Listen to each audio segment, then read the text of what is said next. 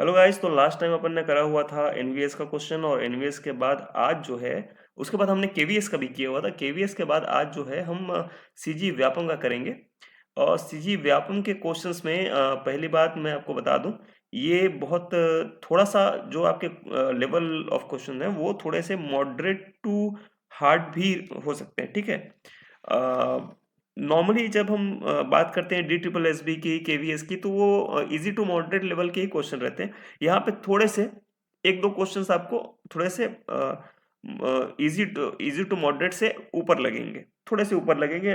Tough तो या difficult तो नहीं बोलूंगा, लेकिन थोड़े से टफ, थोड़े से अलग लग सकते हैं, ठीक है।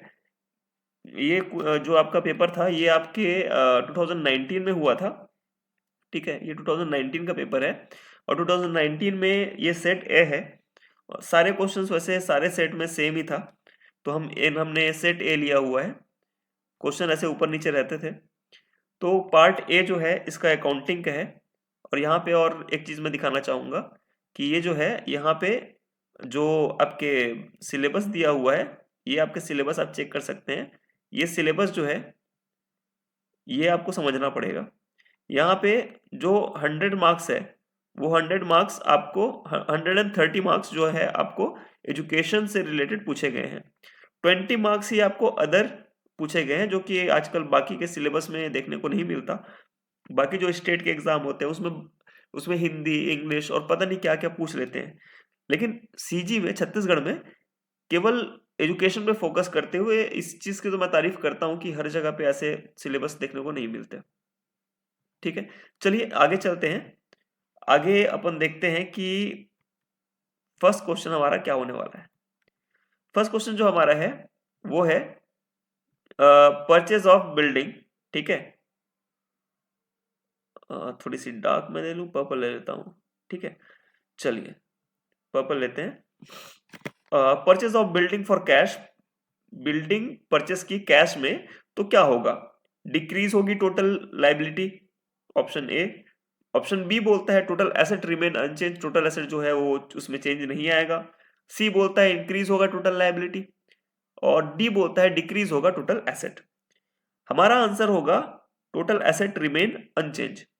रीजन क्या है? यहां पे लाइबिलिटी की बात की गई है, जो कि पॉसिबल ही नहीं है। यहां पे भी लाइबिलिटी की बात की गई, ये भी पॉसिबल नहीं है। ये डिक्रीज तो हो नहीं रहा है टोटल एसेट, क्योंकि अपन खरीद रहे हैं, खरीदने से क्या होता है? बढ़ता है। तो ये आप नॉर्मल सा ये भी लगा सकते थे कि जो आपके एसेट हैं वो आपके इसमें बढ़ेंगे, ठीक है। फिक्स एसेट बढ़ेंगे और करंट एसेट कम होंगे। इस तरह से अगर पूछता तो हम उस तरह से जवाब देते। लेकिन यहाँ पे टोटल एसेट की बात बोली गई है, तो वो अनचेंज रहेगा, क्योंकि हमने करंट एसेट को क्या यूज किया? फिक्स एसेट खरीदने में यूज कर लिया, ठीक है। नेक्स्ट क्वेश्चन है, non trading institution prepares. Non trading institution क्या प्रिपेयर करता है? तो ट्रायल बैलेंस प्रिपेयर करता है। नॉन ट्रेडिंग है, ठीक है। नॉन ट्रेडिंग है, वो क्या प्रिपेयर करेगा? ट्रायल बैलेंस प्रिपेयर करेगा, प्रॉफिट एंड लॉस प्रिपेयर करेगा, रिसीट एंड पेमेंट प्रिपेयर करेगा, या इनकम एंड एक्सपेंडिचर प्रिपेयर करेगा बिफोर बैलेंस शीट, ठीक है। बिफोर बैलेंस शीट क्या प्रिपेयर करते हैं? इनकम एंड एक्सपेंडिचर अकाउंट, ठीक है। आय और sorry, my mistake, receipt, yes, it is done. Income and expenditure account, पहले अपन रिसीट एंड पेमेंट अकाउंट बनाते हैं। रिसीट एंड पेमेंट अकाउंट जो होता है, it is nothing but cash and bank account, ठीक है। ओके, तो आई होप आपको समझ में आ रहा होगा। Next question, question number 3। So question number 3 है, total capital of all partner in a firm is 3 lakh. 3 lakh का टोटल कैपिटल है, and its average annual profit are 35,000। हर साल की जो एवरेज प्रॉफिट होती है वो 35,000 के करीब होती है। The average rate of profit from this business is 8%। Average rate of profit जो है इस बिजनेस से वो 8% है। The value of goodwill is taken at 3 time, देखो 3 टाइम बोला गया है, of this super profit. The value of goodwill of the firm will be, कितना रुपया होगा, है ना। गुडविल फर्म का ये हमसे पूछ रहा है। आपको सिंपली करना क्या है, ये 3 लाख का आपको दिया गया है, ठीक है। 1 second, I need to change the colour of my pen. Okay, ये 3 लाख आपको दिख रहा है, ये 3 लाख को आपको क्या करना है, ये आपका कैपिटल है, ठीक है, और ये 8% दिया है। इस 8% को निकालना है आपको, तो 8 दिया 24 अपन को पता है, ठीक है। तो 24 मेरे पास अपना वो नहीं है, पेन टैब नहीं है, तो एडजस्ट कीजिए। 24 आपको आ गया, ठीक है, 24 आ गया। अब 24,000 ही निकलेगा। 24,000 को आप 35,000 से, ये जो आपको 35,000 दिख रहा है, ये 35,000 से इसको क्या करना है, माइनस करना है, तो आपको निकलेगा 11,000, ठीक है। अब यहाँ पे बात खत्म नहीं होती। 11,000 को मल्टीप्लाई करना है, मल्टीप्लाई करना है किससे, 3 गुना, है ना, ये 3 गुना दिया हुआ है, 3 टाइम दिया हुआ है, ये 3 टाइम से मल्टीप्लाई करना है, तो 11 multiply by 3 it is equal to 33,000। कहीं कहीं पे ऐसे क्वेश्चंस जो है, 11,000 आपका ऑप्शन में था, 24,000 आपके ऑप्शन में था, और 33,000 आपके ऑप्शन में था। जिस बंदे को पूरी मतलब टेंशन में बोल लीजिए, या फिर एक एग्जाम प्रेशर में बोल लीजिए, कई लोग इसको नहीं कर पाते हैं। हमको यहाँ पे बैठ के बहुत इजी लगता जरूर है, लेकिन ऐसा होता नहीं है, ठीक है। एग्जाम में बैठ के समझ में आता है कि ये क्वेश्चन वाकई ट्रिकी था, ठीक है। सारे इन्फॉर्मेशन देने के बाद में इतने क्लोज आप अगर ऑप्शन दोगे तो उसको हम ट्रिकी ही बोलेंगे। क्वेश्चन नंबर 4 जो है वो ये बोल रहा है ए और बी साझेदार हैं, ठीक है, और 2:3 के अनुपात में अपना प्रॉफिट शेयर करते हैं। उन्होंने सी को 1/5 के लिए भाग देकर साझेदार बनाया है। साझेदारी का नया लाभ विभाजन अनुपात क्या होगा, ठीक है। तो ऐसे क्वेश्चन जब भी आएंगे, 2:3 है, नया शेयर आपसे पूछ रहा है, तो ये दोनों ने ही दिया हुआ है, मतलब कोई ऐसा स्पेसिफिक ए ने इतना दिया, बी ने इतना दिया, ऐसे क्वेश्चंस नहीं है। ये आपके बहुत जल्दी सॉल्व होने वाले क्वेश्चंस हैं। इसमें आपको करना क्या होता है, 1 आप करेंगे, 1 में माइनस करेंगे 1/5, ठीक है, 1/5 आप माइनस करेंगे, और इसमें क्या आएगा आपका, इसमें आपका जो आने वाला है वो हो जाएगा 4/5, ठीक है, 4/5 ये आपका आ जाएगा।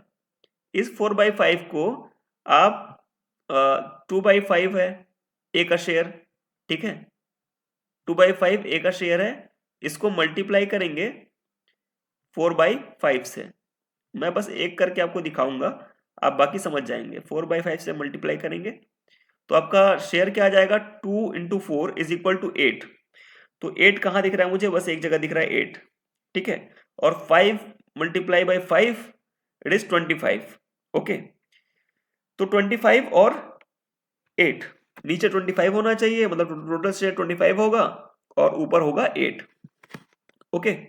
तो मुझे ये ऑप्शन सही लग रहा है। अब दूसरे का भी करके देख लेते हैं ताकि हमको क्लियर हो जाए। दूसरा जो है आपका बी का, है ना, बी का भी आप करके देख लीजिए ऐसे ही, क्योंकि क्वेश्चन ऐसे आप प्रॉपर सॉल्व करने के उसमें नहीं रहते आप एग्जाम में, ठीक है। नेक्स्ट जो बी का है वो करके देखते हैं। बी का क्या है, 3/5 मल्टीप्लाई बाई 4/5, तो मल्टीप्लाई करेंगे आप, तो मल्टीप्लाई करेंगे तो कितना आएगा, 12, यहां ऑप्शन में आपको दिख भी रहा है 12/25, है ना, 12/25। तो ये ऑप्शन आपका करेक्ट हो जाएगा। सी का अगर आप निकालेंगे तो सी कैसे निकालेंगे, 1/5 मल्टीप्लाई बाई 4/5, सॉरी 4/5 नहीं होगा, 5/5 होगा। जो उसका नीचे का है वही उसके ऊपर में आता है, ठीक है, 5/5, सॉरी, जितना हो सके मैं कोशिश कर रहा हूं कि लिख सकूं। तो ये हो जाएगा 5/25,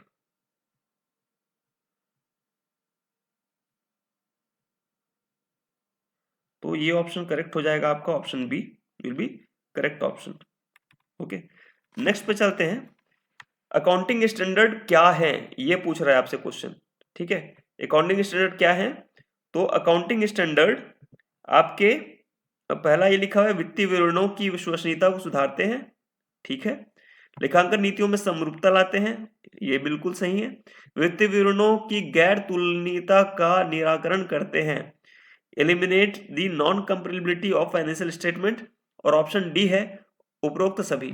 so option D will be correct answer. तो लेखांकन मानक क्या है?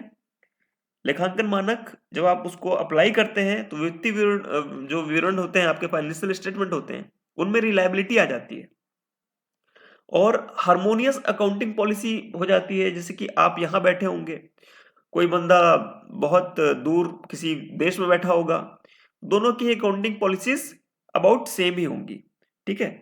और सी जो है, वही मैंने बोला कि जो दूर बैठा होगा बंदा, उस वो अपने स्टेटमेंट से उसको कंपेयर कर पाएगा। It is comparable. Non comparable data, non comparability को एलिमिनेट कर देता है, हटा देता है, ठीक है। नेक्स्ट पे चलते हैं। Income and expenditure account source, income and expenditure account क्या शो करता है? तो ये आपको सरप्लस और डेफिशिएंसी शो करता है, ठीक है। नेक्स्ट क्वेश्चन पे आते हैं। The discount column in triple column cash book record, discount column जो होता है ट्रिपल कॉलम कैश बुक में, वो कौन सा डिस्काउंट रिकॉर्ड करता है? बेसिकली क्वेश्चन ये है। तो ट्रेड डिस्काउंट, तो ऐसा कोई डिस्काउंट तो हम कभी लिखते ही नहीं है, ठीक है। ट्रेड डिस्काउंट केवल पेपर्स में होते हैं, जब सॉरी केवल मुंह जुबान पे होते हैं, कहीं पेपर पे कभी नहीं आते, ठीक है। अब ये जो है कैश डिस्काउंट, ये हम जरूर लिखते हैं। सीजनल डिस्काउंट जैसा तो कोई वर्ड यूज ही नहीं होता, ना ही मुंह में ना ही पेपर में, ठीक है। ना ही ओरली यूज करते हैं इसको, ना ही पेपर पे, ठीक है। तो नेक्स्ट क्वेश्चन पे आते हैं, question number 8। When a partner become insolvent, loss on realisation is distributed among the partners in following ratio. तो ये आपके कैपिटल रेशियो में डिवाइड होता है, ठीक है, पूंजी रेशियो में डिवाइड होता है।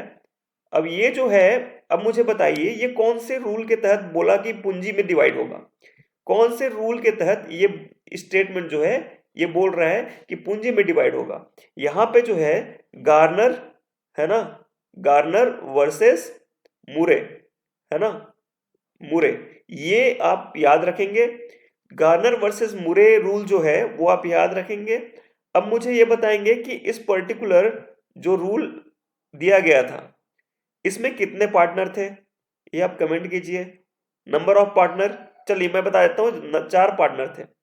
अब कुछ एग्जाम्स ऐसे भी हैं जिसमें इसमें बाकी के जो 2 पार्टनर है उनका नाम पूछा है।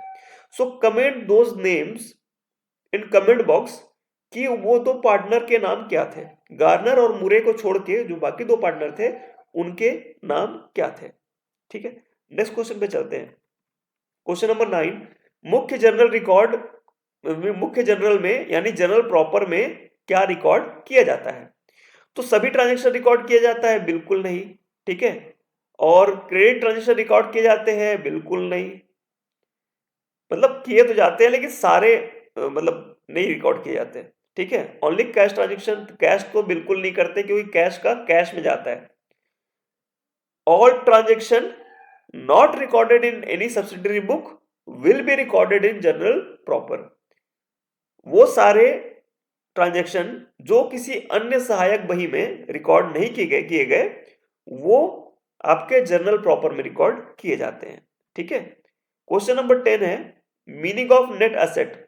देखिए मीनिंग ऑफ नेट एसेट का मतलब क्या होता है? आपके ऑप्शन डी में, पहले मैं आंसर बता देता हूं, ऑप्शन डी जो है आपका सही आंसर है, ठीक है। तो option D will be correct answer, total asset minus creditor equity. अब यहां पे क्रेडिट, इसका जो नेट एसेट का मतलब होता है वो ये है, total fix asset plus total current asset, उसमें हम माइनस करते हैं total long term debt minus total current debt, ठीक है। करंट जो आपके डेटर होते हैं, क्रेडिटर होते हैं, ठीक है, करंट क्रेडिटर जो होते हैं उनको हम माइनस करते हैं। इसमें इक्विटी का खेल नहीं आता, इसलिए ऑनर्स इक्विटी जो है ना यहाँ पे ये घट जाएगा। यहाँ पे अगर माइनस होता है ना, तो भी ये स्टेटमेंट गलत ही होता, क्योंकि इसमें कैपिटल ले लिया गया है।